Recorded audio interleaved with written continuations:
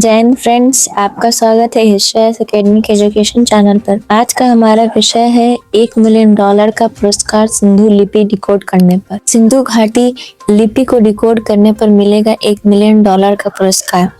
CMM के stalling का ऐलान। सबसे पहले हम जानते हैं सिंधु घाटी सभ्यता के बारे में।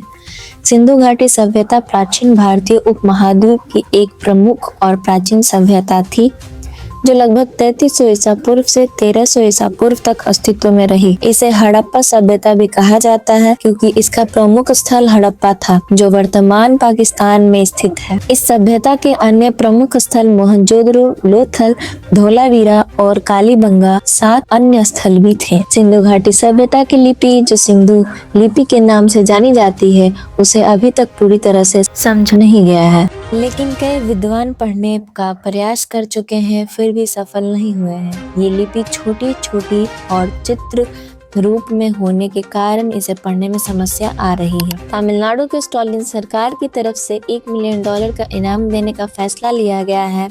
यह एक बेहतर प्रयास हो सकता है कि इस पुरानी लिपि को समझने के लिए किसी को प्रेरित किया जाए, लेकिन इस प्रकार की किसी भी लिपि को समझना या डिकोड करना काफी कठिन होता है।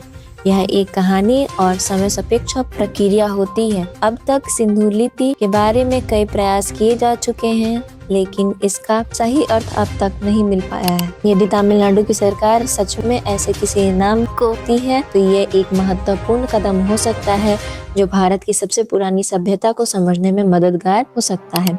आइए हम जानते हैं तमिलनाडु और सिंधु घाटी सभ्यता के बीच संबंध पर भी खोज। गौरतलब है कि तूतीकोरिन के शिवकलाई से हाल ही में मिली पुरातात्विक खोजों ने शोधकर्ताओं को तमिलनाडु और सिंधु घाटी सभ्यता के बीच एक निश्चित संबंध स्थापित करने के करीब ला दिया गया है। इन खोजों का समय निर्धारण उन्हें 2500 ईसा पूर्व और 3000 ईसा पूर्व के बीच रखा गया है। दरअसल 3 दिवसीय संगोष्ठी में दुनिया भर के प्रसिद्ध पुरातत्वविदों, इतिहासकारों और विद्वानों ने सभ्यता के महत्व और तमिलनाडु के साथ इसके संबंधों पर चर्चा की है। वही इस कार्यक्रम में अपने भाषण के दौरान सीएम स्टॉलिन ने कहा कि सिंधु घाटी के मिट्टी के बर्तनों पर पाए गए लगभग 7% प्रतीक तमिलनाडु में खुदाई के दौरान मिली कलाकृतियों पर पाए गए प्रतीकों के समान है। सीएम स्टॉलिन ने इस क्षेत्र में अनुसंधान को और बढ़ावा देने के लिए प्रसिद्ध पुरातत्वविद इरावतम महादेवन के नाम पर एक शोध पीठ स्थापित करने के लिए 2